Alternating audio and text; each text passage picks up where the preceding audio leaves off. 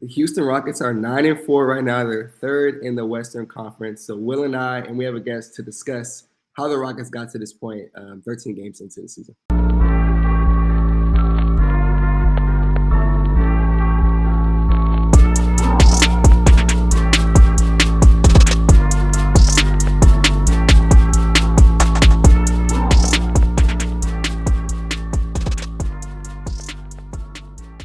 All right, and welcome back to the episode of the Bradeaux and Will Show. Today, we're joined by, a friend of the show, JDubb. He's been here so many times now.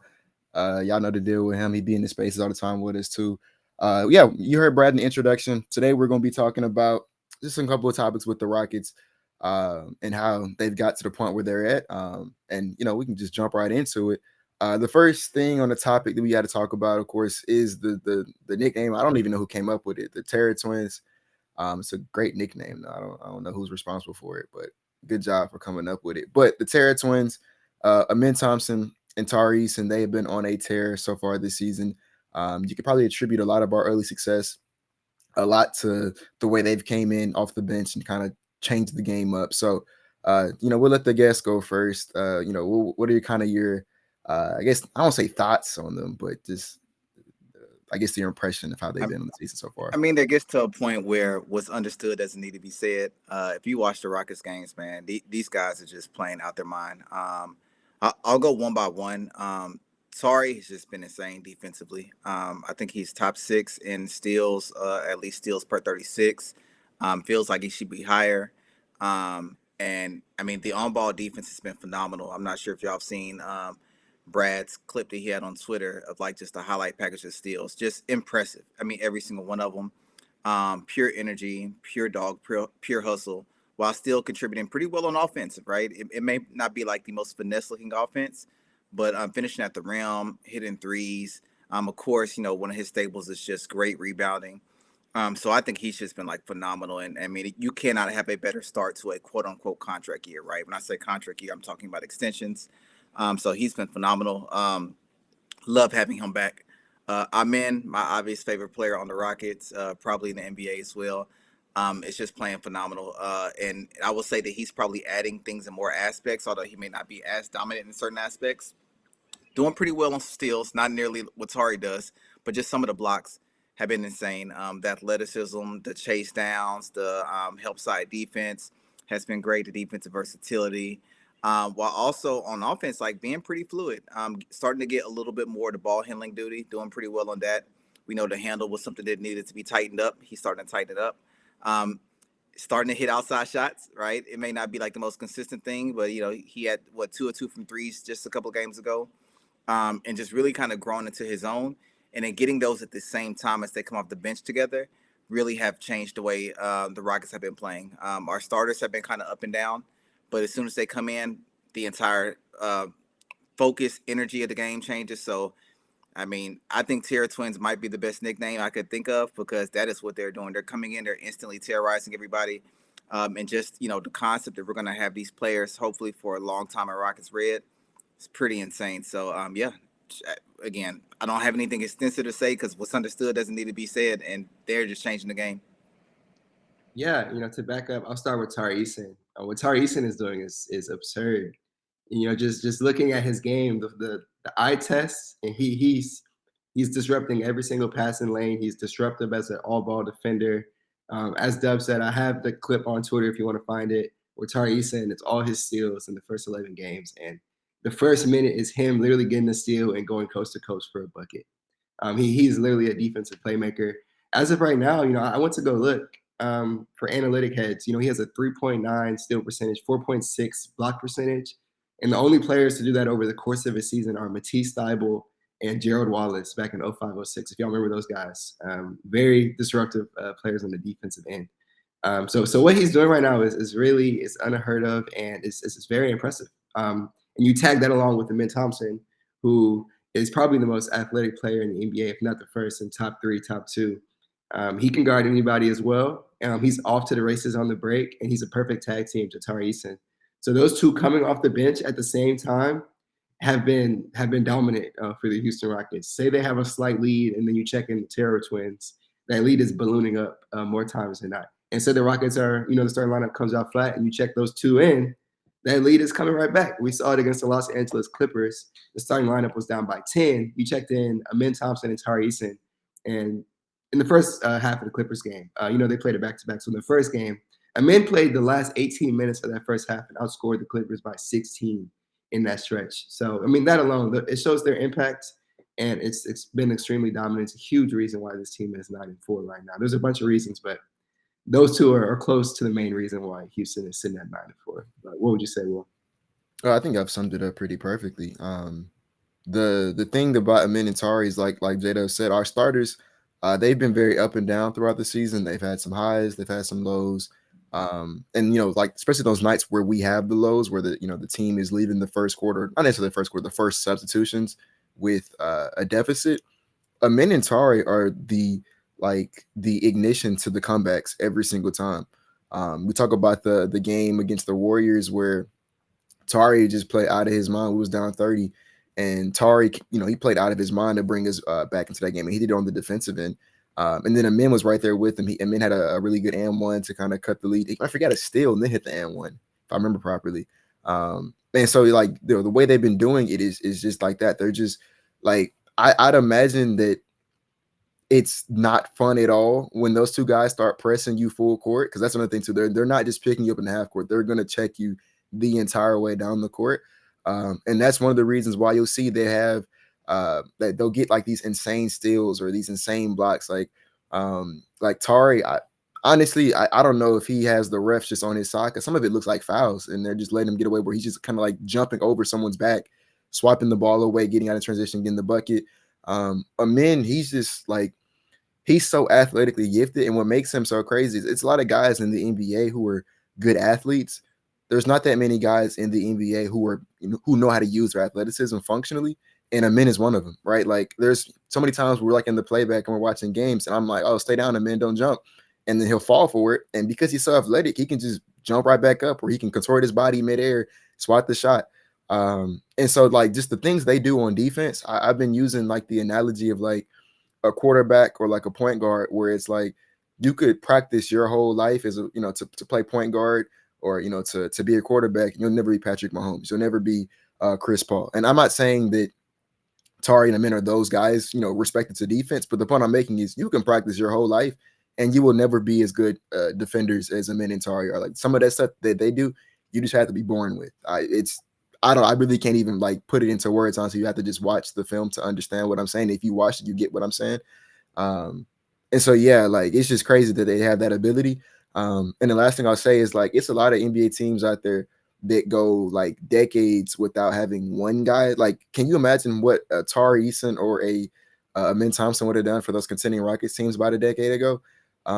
Teams go very a long time without having one guy as just amazing defensively as one Amin or one Tari, and we have two of them, and they come off our bench and they just completely set the game up. So I think a lot of people can take a note around the league. This is easily my favorite part about Rockets games, is the minutes that Tari and Amin check in, and for good reason, obviously. But that's all I had to say on those two. If anybody wants to add anything else, we can jump right to the next topic. And last thing I say is Amin's ability to shut down star players has just been ridiculous. But I just had to throw that in there. He shut down Luka, shut down Brunson. He shut down Harden in the game we just got done watching, or the series you just got done watching against the Clippers. So, and like you said, it's just not that many guys who can make those kind of stars have off nights, and especially that first game against the Clippers, when we were kind of getting destroyed by Harden. To be honest with you, looked like it was going to be a nasty game, and as soon as they came in, Amin essentially got on James Harden, and the whole trajectory of the game changed. So yeah, just having that sort of asset, man, that's what you need. And I think that's going to really help us a ton when we get to the playoffs. And yes, I'm saying playoffs. Yeah, and back to Will, we'll get to the next topic, but it really just goes to show that discipline he has. He's not falling for any fakes, and he's just staying down, staying disciplined, and he knows when to contest. That's pretty much what it boils down to. Yeah, actually, I did want to add one more thing too.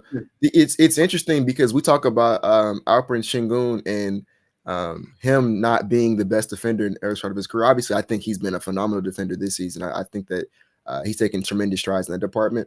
But one of the reasons why he was such a like there was real concern for his defense in those first 2 seasons of his career. Outside the fact that he actually had to grow and develop there, was layup lines, right? When we had the POA defense was, and no disrespect, it was Jalen Green, Kevin Porter Jr., who else? Eric Gordon, who didn't care about being on this roster. Garrison Matthews out there. Like, it was guys who, like Jason Tate was probably the best POA guy. He's a good defender, but if that's pretty much your best and probably only perimeter defender on those Rockets teams back then, like it was a layup line. Guys are just running uncontested to the basket, and then you're asking a guy who's, you know, for the first time in his career, being asked to protect the rim full time, like he's trying to learn that. That's not the environment for him to learn in. Like we've seen, for as good of a defender as Rudy Gobert was, he struggled in Utah at times because the perimeter defense was terrible. You know what I'm saying? It's only so much a guy can do as a rim protector if your perimeter defense is terrible. It should be a last line of defense. And now we have guys who, like, it is actually a last line of defense now. Like, you're not getting past them in the tar. It's not just free layup lines no more. And even if you, by some guys, you know, grace, you do get by them. One, Şengün is doing a really, really good job of walling up, contesting. He's swatting shots now. Like I said, I think he's been phenomenal in year 4 defensively. But even when he isn't there, Şengün is really good at walling up. And I don't know what it is. Speaking, like I said, just things that you just can't teach. It's like a signal that goes out to a men, and it's like a back signal that goes in the sky. They just know, all right, let's go rotate down, and they weak side rim protect and block the shot of bounds. That's happened most, especially like Tari. That happens all the time with Tari. And like I said, it's stuff like that you can't teach. And so, like, it's crazy to me because I think we obviously didn't do it on purpose, but it's like those 2 guys were drafted or like built in a lab to play with Alperen Şengün on defense. It's crazy, but that's all I had to say. I'll let my plan there. I would agree with you. Yeah. All right. To move on to the next topic, Fred and Jabari, those are 2 Rockets who have, to put it politely, they have struggled at different points in time this season. Some more than others. Fred has had some rough patches with his pace, his jumper. It was looking pretty rough early to start the season. Some of the decision making, you know, shot selection was a little questionable. And then with Bari, the jumper just wasn't falling the way that you wanted to. And then, like, there was areas where his defense could also improve, and you know, those were things that were, you know, as objectively speaking, they were hurting the team at that point in time. Now the good news is, as of November 16, 2024, Yep. Fred is starting to play better basketball, and Bari just came off of one of his best games of his career. It's still very early to, you know, to say we're out of the woods just yet, but positive signs for both players. JDubb, you're the guest. You've had a lot to say about Fred. Like, I think, kind of like I have as well. So yeah, what are your thoughts on Fred and Bari? You know, maybe bouncing back. If not, how do you feel about it? So I was pretty short on the Terra Twins topic. I might not be quite as short here. That's cool. Go ahead. I love my Rockets. I try to support all my players. Met Fred in person. Phenomenal, great guy. But he was really, really irritating me. I think the way he started the season was terrible. And I don't mean like percentages wise, right? I know we'll get to like 3-point field goals, effective field goals, blah, blah, blah. It's just the way he was playing.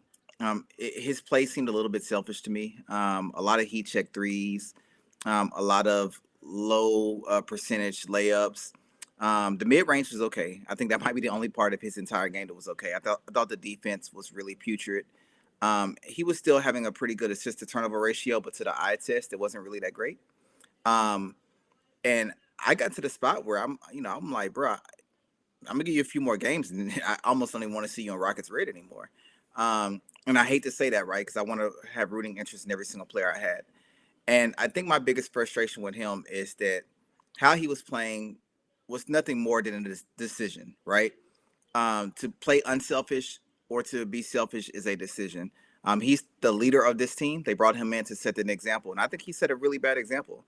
There were so many possessions where he would just come down and like launch a three or just make a bad decision. And I think when you position somebody to be a leader on the floor, not just what you say, I think that was pretty concerning about where that might take the rest of our team.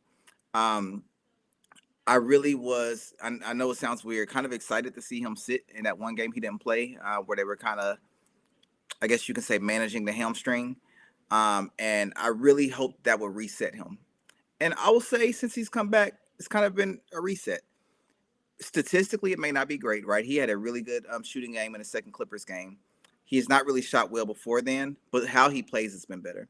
I think he's controlled the pace, managed the pace. He has not been slowing the game down, which he was doing prior to that game, where you saw us run up and down the court in the game that he was out against the Wizards.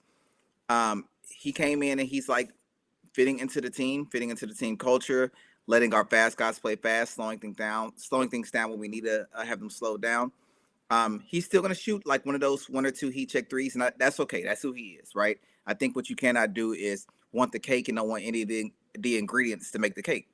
That's who Fred is. He's going to take a couple of those shots, and to be honest, if you're managing the game, I'm fine with you getting yours a couple of times, as long as there's the balance. So the shot has been better. In fact, I won't even just say the shot's been better. He's made some pretty freaking impressive shots the last 2 games. At the rim, 3-point shots, finishing through contact. And most of all, I think the defense has gotten a lot better. Like, the defense is back. And that's something I think that Fred VanVleet was highly sought after due to, and something that mattered to me a lot because we have Reed Shepherd on this team, somebody who might be looking at him for guidance and how to play as an undersized guard. And I've been very happy with how he's been playing since he's been back from the injury. I think bounce back is strong, right?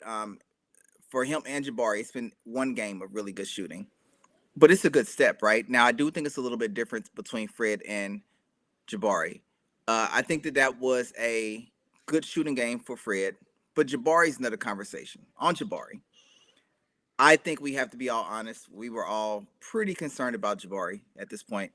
A guy who was essentially his reputation, or I guess the way his game is played, we thought he was going to come in from Auburn, and his shooting and his defense were going to be instantly translatable skills.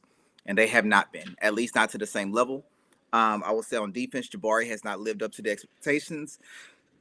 And I'm okay with that. He's very young. That will come along over time. The shot, that's a different story. The Rockets are one of the worst shooting teams in the league. Really bad as far as shooting. And our shooting is very contingent on a couple of players. Jabari, Jalen, and then to a lesser extent, you'll start having Fred, Dillon, Reed. Jabari, I think, is the most important shooter on this team due to how he fits. And I'm not going to say limitations to his game, but like certain ways that he plays. He was shooting terribly. And I don't mean percentages. I mean, if you watch, the shots weren't even close. I think his confidence started to teeter pretty bad. And, you didn't know if he was going to snap out of it. And he's also in a year where he can be contract extension eligible after this year. So it's pretty important, how he bounces back. If you were on playback, which you should be, join us playback every single game. Myself, Brad, Will, and Vader. I kind of said I thought this would be the game that he kind of bounces back a little bit. And I was nervous about saying that, but he did. The shots in that first half were just phenomenal, right? He was on a tear. The only shot that he missed in the first half, if I'm correct, was the heat check 3, which when you're shooting swell, see what's shooting that half, you should do the heat check, right? I think that translated to better defense, better rebounding effort, and now that could change the way that the Rockets play. Now, I won't say bounce back because the second half wasn't as good as the first half, but the misses, I was going to say the misses weren't as bad. They were. That corner 3 was really, really off, but he still played within the flow of the game. So if this is a turning point, and I will say for Jabari, I think it might be a turning point, that really changes a lot. And if Fred plays with this discipline, that changes a lot. I think that, and again, do not roast me for this because I've been a person who's been very cautiously optimistic of this team. If Jabari actually shoots well and Fred is playing back to how we thought Fred would play, I think this team literally has top 6 or 5 in the West upside. Right now, we're, if I'm correct, number 9 in adjusted offensive rating, and we're number 3 in adjusted defensive rating. And this is what our starters not really playing great. Jalen hasn't played great. Fred has not played great. Alperen Sengun has not necessarily played great statistically. I mean, shooting percentage-wise, and then Fred was playing like how Fred played. If those two turn this around, this team is very, very dangerous, especially when you had the Terra twins coming off the bench behind them. So I won't say it's a bounce back, but I will say it's a positive sign. And if this does lead to a bounce back, we might be watching a team that can upset another team in the first round of the playoffs. So, yeah, pretty excited about it, but I'm going to wait. I want to see at least 2 more games of it. I'll start with Jabari, and I won't go too crazy.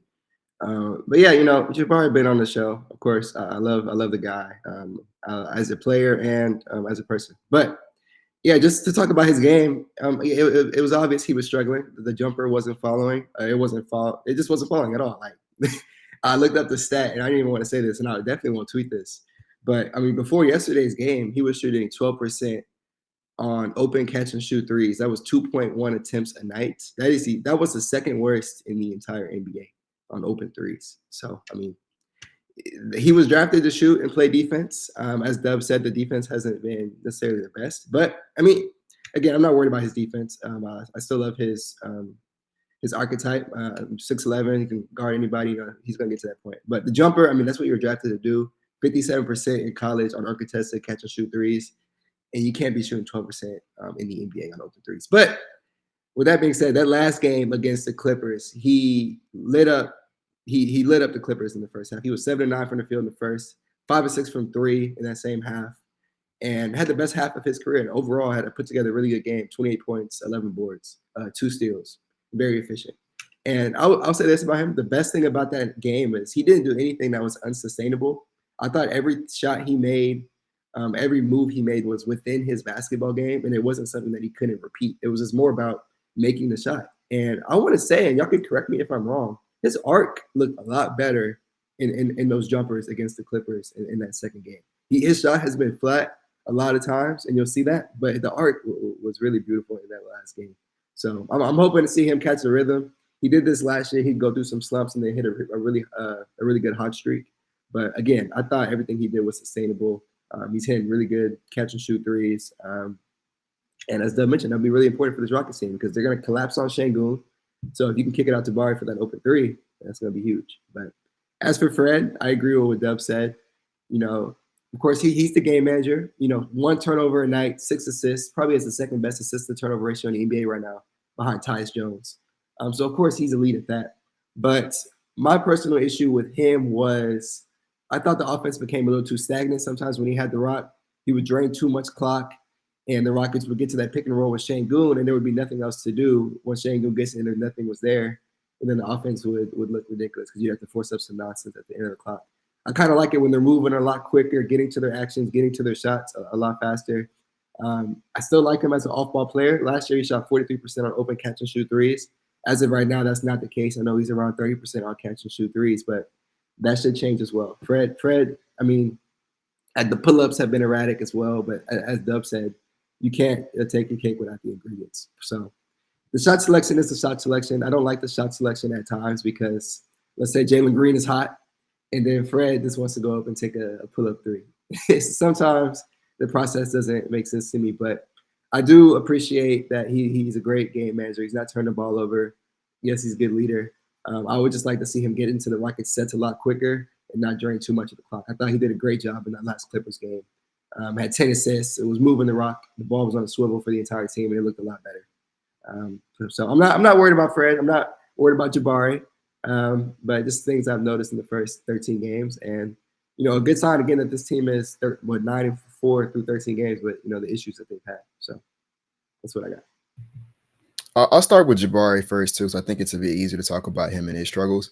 Jabari had you look at the 2022 NBA draft and the guys who were the consensus top 3 picks in that class. There was of course Paolo, who was the 6'10" point forward, can play almost like a point guard kind of role, score from all 3 levels on the court, and pass like a guard at that size. And obviously that's a really good player. And then Chet Holmgren was 7'1", 7'2". Same thing there, could score from in theory all 3 levels. But what he would also do is he'd be able to anchor your defense, with just some of the most insane defensive instincts that you'll ever see from somebody that size. And there's obviously those are 2 franchise altering, game changing talents. And then Jabari was kind of thrown in the mix. And if you remember from those conversations, I know JDubb felt kind of the same way. I didn't think Jabari was in that same group as those 2 guys, because he's not going to change your offense, or he's not going to change your defense. What he would do is he would complement an already established offense, and and maybe quarterback your defense more than anchor it. And he was supposed to do it sooner than late. That's another thing too. It wasn't supposed to take us year 3, year 4. Some guys are going to take a minute to develop. The idea behind Jabari was maybe as soon as his first season, you would be able to like he would come into the league as one of its best shooters and one of its best defenders, you know, and he would just continue to get better at those two things as his career progressed.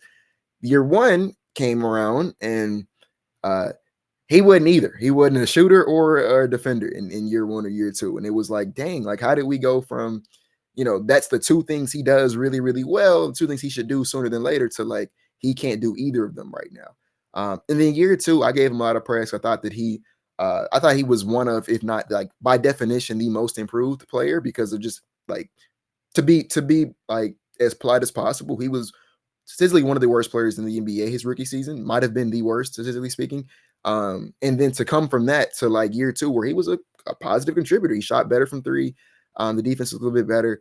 You know, there's not that many guys who have made, you know, that big of a jump from year one to year two, like last year, like the way Jabari did. So going into year three, I'm thinking he's going to build off of that. And this is going to be the year that we finally start seeing him be the elite shooter and elite defender that we were kind of promised coming out of Auburn.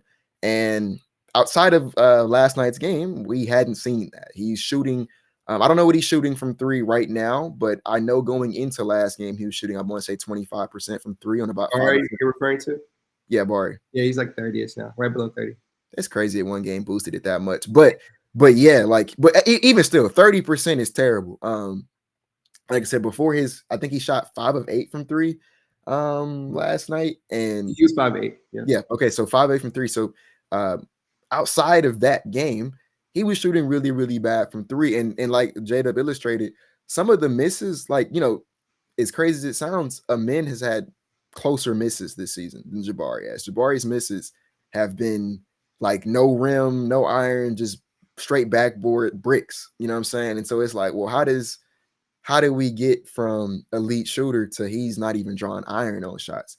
And then like the other thing too is like defensively speaking, I think we realized very early on into Jabari's career that the idea of the 1 through 5 defender wasn't who he was. We thought that's who we were getting in the draft. I think we realized like pretty early on that that's probably not who he's going to be. He might be more of a 2 through 4-ish kind of guy. And even then that might be a little 3.5 through 5. Yeah, that's a little, you know, that might be a little wishful thinking. And so he's not necessarily the lockdown defender that you thought you were getting out of Auburn. I don't know if please don't take this as disrespect, but I don't think it's a hot take to say that of the guys who are like known as defenders on this team, I think he's the worst one, respectfully. Like I would take, if you told me I needed to pick one player on our team to get a stop on a red hot player, I'm going to take Amin first. I would take Tari second. I would take Dillon third, and then I would go Bari fourth in that order.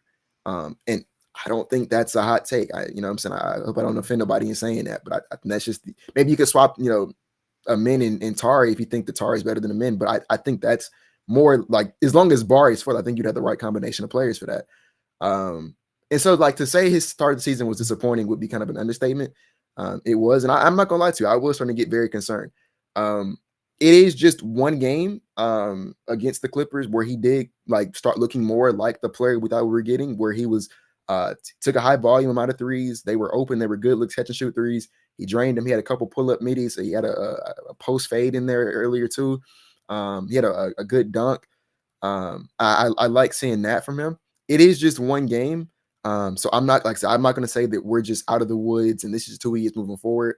I still have to see a lot more before I kind of come to that conclusion. But what I will say is that everything I saw from Jabari yesterday is sustainable. Like it's certain guys who you see them go crazy and you're like, all right, that was cool, but you're never gonna do that ever again.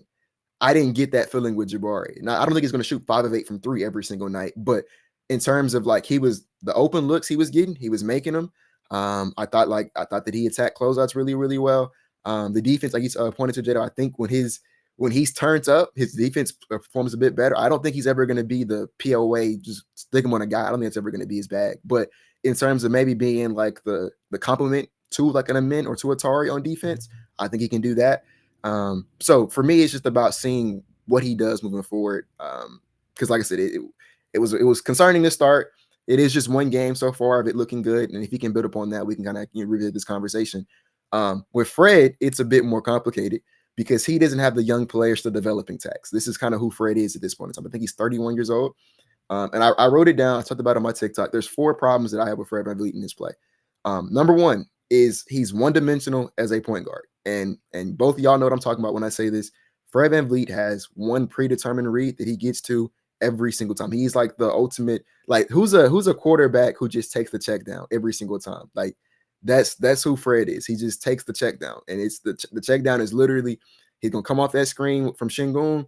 And if the defense plays him in drop, pull up 3. If it's not there, he's gonna dump it off the Şengün, roll into the basket. And now it's all right, go to work, Şengün. And that's why, like, if you remember last season, I had said that Fred got like fake assists. The reason I said that was because he was averaging like 10 assists per game at one point in time, and like 5 of them were just here, Şengün, and then all right, let me back off, and then Şengün like does a Hakeem Olajuwon dream shake or something like that, goes to put in the footwork and gets the basket. And it's like, all right, like that's an assist, but you didn't create an advantage there. You just gave the ball to the guy who did all the work.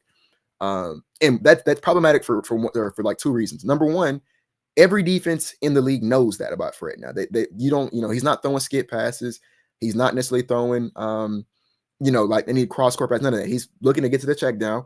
And so defenses can play that a certain kind of way. They're going to load up on Şengün, run to the basket. So that's one of the reasons why I believe Şengün is one of the most double team post players in the league. And it's obviously because he's a talented offensive player, but a huge reason for that also is because everybody knows he's getting the ball there. And like if my 2 options are, I'm going to leave Şengün one-on-one with some helpless center who's going to get like shook out their shoes, or I can load up on him and dare Fred VanVleet to kill me from 3, which so far this season he hasn't done. Obviously, I'm going to load up on Şengün. That's smart basketball. And so that's why that creates a problem. The second issue I have with Fred is the shot selection. My gosh, at times it is like, to say it's terrible would be selling it short, honestly. There was that game against the Pistons where somebody had clipped our reactions and playback when he took like just, I don't even know how to describe it, bro. You got to go look at it. He's taking pull-up threes, that are not in the flow of the offense. He took a logo 3. I forgot what game it was, but he took a logo 3, which like he was Steph Curry or Damian Lillard, and it's like, all right, bro, that's not your bag. There are times where he'll try like foul bait in the in-between area and he'll throw up some crazy shots. The shot selection at times is to say it's bad would be selling it short.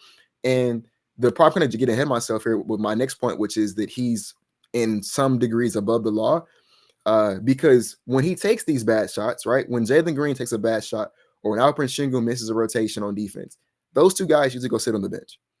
Fred VanVleet takes bad shots, comes out of halftime, and keeps taking bad shots. And it's like, I know for a fact, if Jalen Green took that bad shot, Ime Udoka is getting on Jalen's case in halftime. And like, bro, what are you doing?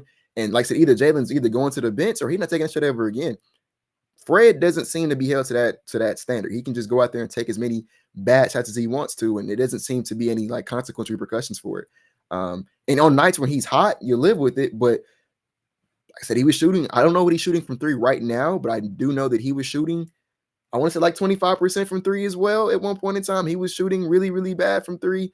On this season, when he's not making them, like taking heat checks every 10 seconds when you're not hot, it's not smart. You know what I'm saying? That's not good basketball. That's the type of stuff that we would get mad at Cam Whitmore for doing. And it's like, I understand why Cam struggles at that. I understand why Jalen struggles at it at times. Bro, you the vet. This, you know what I'm saying? You're supposed to be setting the example. You're supposed to know better. We use the analogy in a space one time. It's like if I had a second grader in a class with a bunch of preschoolers and the second grader acting up too. And it's like, bro, you should know better. You know what I'm saying? I understand why the preschool is acting up, but bro, you older than them. Like, you shouldn't be on the same, I'm not holding you to the same, standard as them. And then the last thing I said that he does that I don't really appreciate is that he slows the pace down. And to me, it makes 0 sense why we do that. Because we have, like Brad touched on earlier, we have some of the best athletes in the entire NBA on this team. Like Jalen Green, Amen Thompson, Cam Whitmore, Tari Eason. Those are like 4 of the best athletes in the entire association. Reed Shepherd is actually pretty athletic relative to what you would expect. And Şengün also is like sneakily athletic as well. So you have all these guys who were young, athletic. They like to get out and run in transition. And then it's like on rebounds off of defensive possessions, Fred's like, slow it down. Let's get the ball. Let's walk it across half court. And it's like, nah, bro, let's go. Like these guys are ready. And I understand like why last season that was a necessary evil, because we didn't know how to play basketball. We were coming off of the the year with Steven Silas where like guys were out there just running around willy-nilly, not knowing what they're doing. I understand why then you need someone to kind of slow everything down and get guys, set up. This year, I think we're ready for more than that. Just let me show you how it's done. I think they're ready. Like Jalen, especially start the season, looked like he was ready for an increased, on ball role. And so to kind of slow them down, especially in transition, is what's going on. And then like even in the half court set, we'll take forever to get into whatever action we're going to do because Fred is casually walking across half court. Then when he gets there, he's dribble between his legs, whatever, for like 10, 15 seconds. And next thing you know, it's Şengün has like 6 seconds with like bad post position to try to bail us out on. And Şengün's talented, so it works sometimes, but like that's just not a good process. That's not sustainable. You shouldn't be doing that. And so that's why, like, through the first couple of games of the season, he was killing me. I thought that he was the worst rotation rocket on the team at that point in time. Now, that being said, he has seemingly bounced back since, I remember, I think it was the Pistons game where I think he got benched the next day against the Wizards. And then ever since then, he's been on the uptick. Shot selection at times can still, use some improvement. But one thing I do note, and I want to give him credit for, he's not slowing us down no more. I appreciate how in transition, he lets Jalen and the men get out and run. He threw some lobs yesterday, even though they didn't necessarily convert. Like he threw one of the men that probably could have been timed a bit better, but just trying it for me is positive because there was times before where he didn't even want to get out and run with guys and try stuff like that. So I like that. So the shot selection still uses improvement, but it's not as bad anymore. And like he's making them at a higher clip now, so you kind of live with it. And like, I mean, Fred's gonna be Fred as a point guard. He's never gonna throw skip passes. He's never gonna, manipulate a defense with his eyes like a James Harden, like a Trae Young, like a John Morant. Even he's never gonna do that. But I did recognize that he threw some passes yesterday that he isn't normally pass. But there was a play where it was what I said, where he ran the pick and roll with Şengün. The defense loaded up on Şengün because everybody knows where the ball's going, and Jabari is wide open, and he swung the ball to Jabari, and I'm like, oh. I didn't know you do that, Fred. Like that's something you don't normally do. And so like I appreciate that at least he's trying on that end, it seems. So that's kind of all I had to say about Fred. Hopefully he kind of continues to turn it around, and then hopefully, like I said, Jabari can kind of build off of the game he had last night against the Clippers. But I think on October 30th, we were 28th in pace. And now we're all the way up to 18. So we're playing faster. And some of that's not all because Fred missed a game.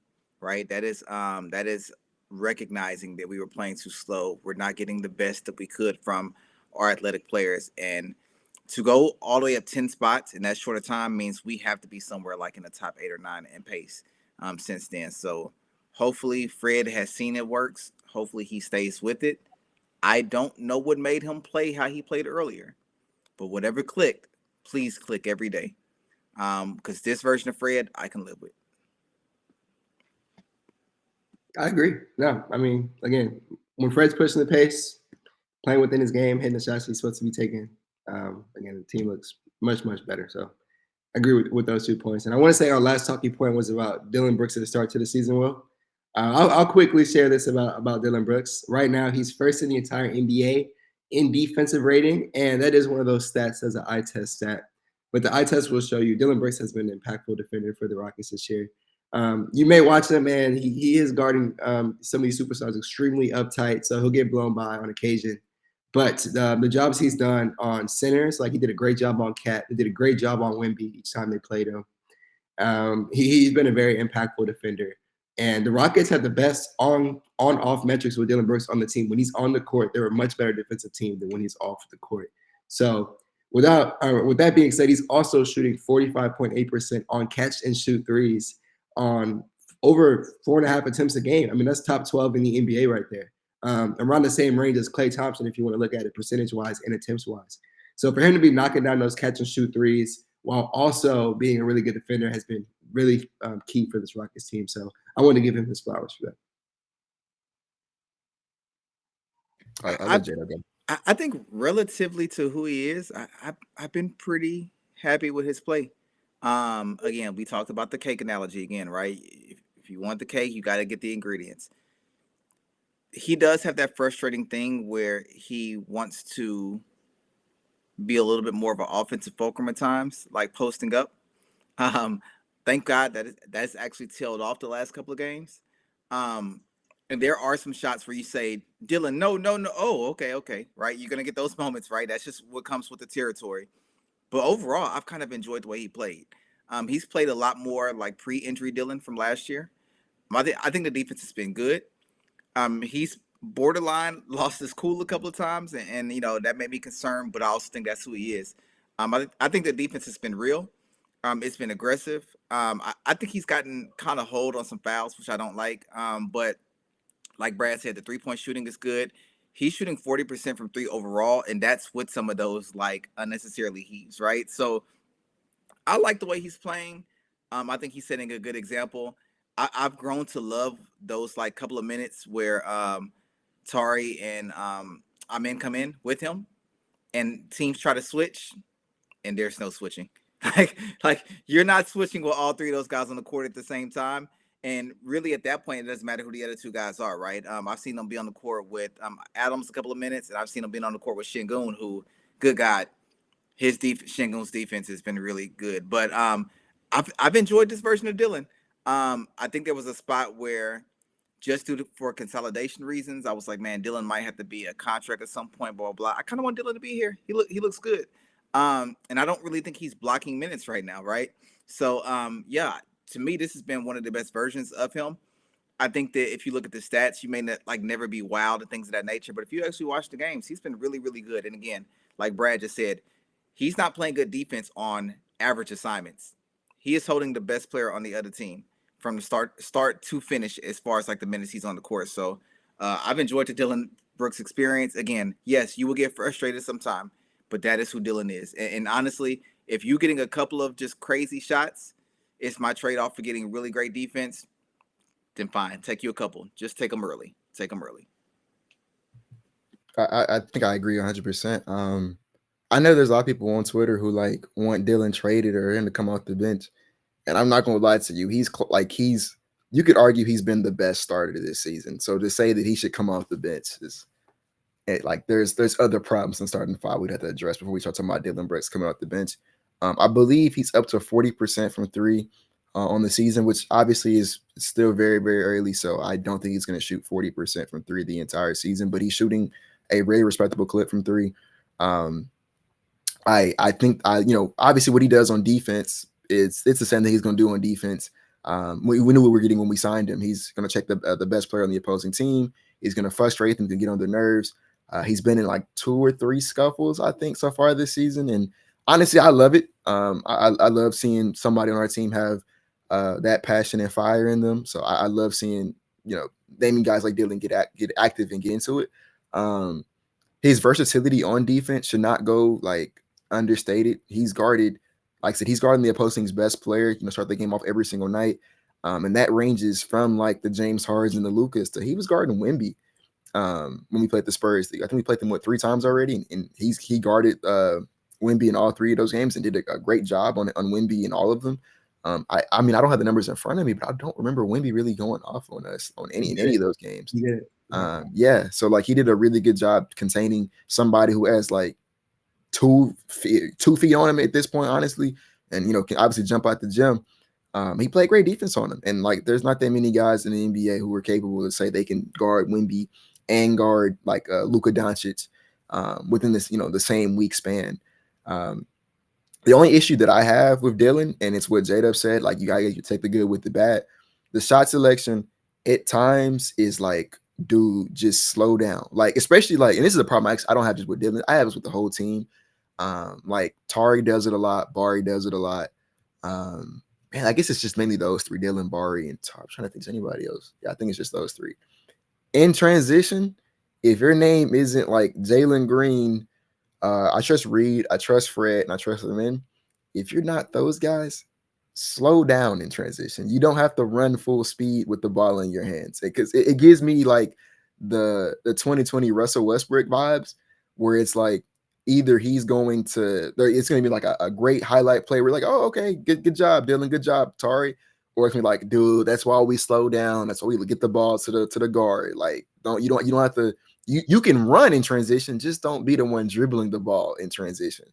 And And so he does that a couple of times where I'm like, Dillon, please just slow down.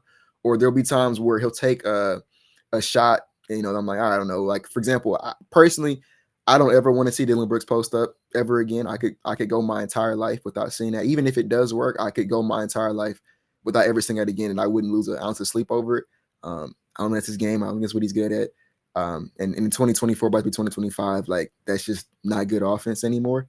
So I would kind of love to see him just eliminate like that from his shot diet entirely. The leaning fades in the mid range, cut those out too, and just focus on being, catching and shooting when Shingun kicks it out to you, and then attacking closeouts.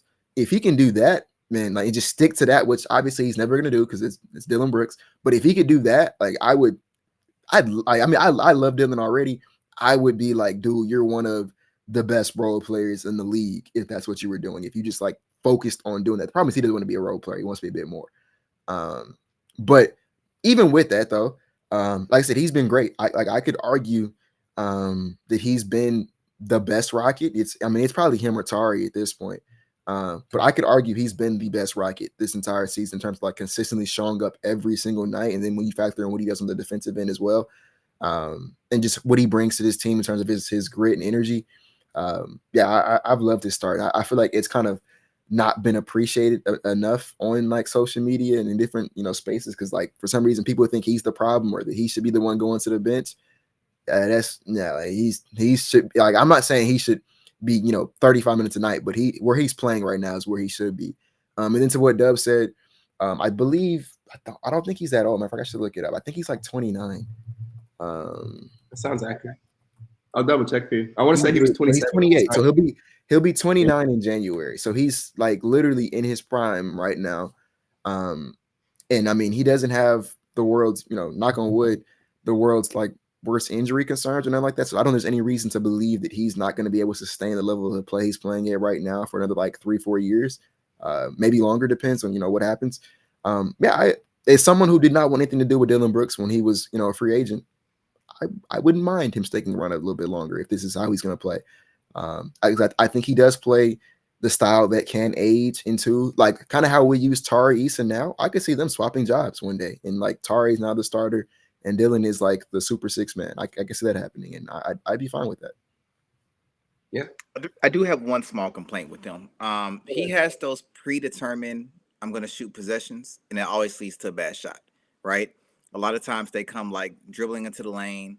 The spacing is kind of bad, and like it's just a terrible shot. If we can cut those out, Dillon, if you're listening, if we can cut those out, I'm all in. And I think I know what I'm talking about. Let's just cut out the predetermined possessions. And besides that, that's fine. I don't care about the other things like when you're in position, man, I'll be honest with you. And this kind of led to Brad's stat. When Dillon is getting the ball on a pass out three, I think it's going in before he shoots it.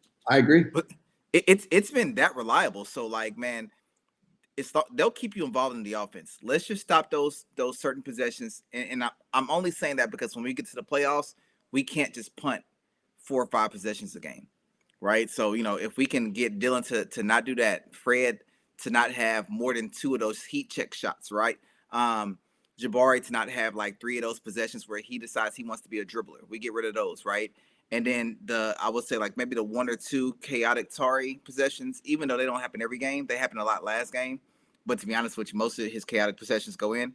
If we can like start slimming down those, I'll have way more hope in the playoffs. So Dillon, just relax. We'll tell Fred to get you the ball. We'll tell Shingun to get you the ball. Let's just not have those possessions. Besides that, man, you're playing great. Forget the noise, man. Who starts, guys? We got to start getting past focusing too much on who starts. That is super minuscule. It's about who gets the minutes, and it's about who closes. We don't need to pull Bari out the starting lineup right now. We don't need to pull Dillon. These guys are fine. Let them get their continuity. It's going to also lead us to having one of the best benches in the league. The starting thing does not matter. Let's argue about other things, not the starting lineup. Agree with that point on Dub.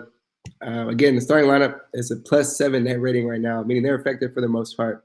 And then you got the Terror Twins checking in and causing havoc. As long as they're closing the games that they need to be closing, that's all you put. Is +7 kind of average? So right now it's 71st percentile amongst every team that's played 100 possessions. So I mean, at the end of the day, if they're positive when your two most impactful players are checking in, I mean, that's all you can really ask for, as long as they're playing around 25, 30 plus minutes a night. For a man, 30 plus minutes a night. Tari, a little different. He's very high energy. I just want 25 plus from him. But yeah, I mean, that +7 is very good for a starting unit. Anything else, Will? I mean, that's all I got. That's all I got too. Yeah, we discussed some good topics. Had 3 today. Great to see the Rockets at 9-4. Dub, as always, we appreciate you coming on. It won't be your last time on the show. So yeah, if y'all want to see more of Dub, he's always with us in the Houston live room. Where we live watch every single Houston Rockets game. And outside of that, a quick promo for Will and I. We are doing a Rockets Twitter night, as we've mentioned in previous shows. We still have tickets for that. We're going to put that in the link in the description. If you want to get a ticket and join us, we're going to have a pregame meetup, and we're all going to watch the game together to see Houston beat the Brooklyn Nets on February 1st.